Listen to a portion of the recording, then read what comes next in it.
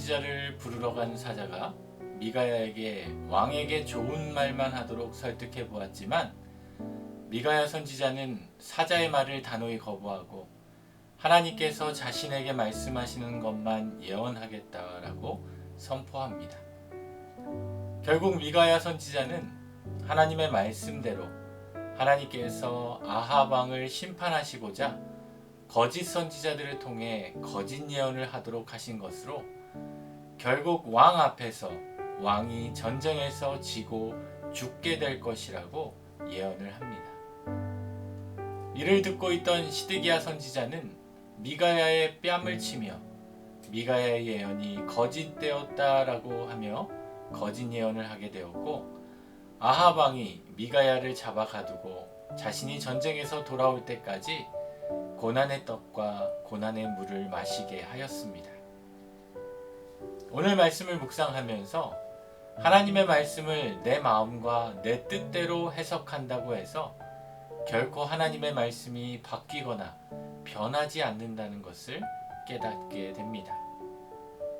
아합 왕도 하나님의 말씀을 자신의 의도대로 사용코자 했으며 시드기야 선지자도 하나님의 뜻을 사람의 마음과 뜻대로 바꾸고자 했지만 그런다고 해서 하나님의 말씀은 결코 가려지거나 변하지 않는다라는 것입니다. 어떤 일을 하거나 판단을 할 때에는 그 일이 제대로 진행되고 있는지를 잘 알 수 있고 판단할 수 있는 기준이 있어야 합니다. 그리고 그 기준은 언제 어디서나 변함이 없고 흔들림이 없어야 합니다. 그래서 나의 생각과 나의 판단이 내 인생의 기준이 되는 것이 아니라 변함없는 하나님의 말씀이 우리 인생의 기준이 되어야 합니다. 예수를 믿는 저와 여러분의 삶은 우리 인생의 기준이 되는 하나님의 말씀에 맞추어 우리의 마음과 삶을 갖추어 갈 수 있어야 합니다.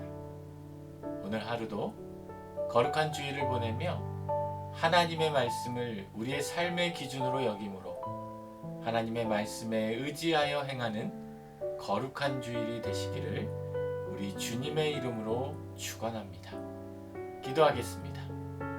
하나님, 오늘도 하나님의 말씀을 우리의 삶의 기준으로 여기는 복된 하루가 되게 하여 주옵소서. 예수님의 이름으로 기도드립니다. 아멘.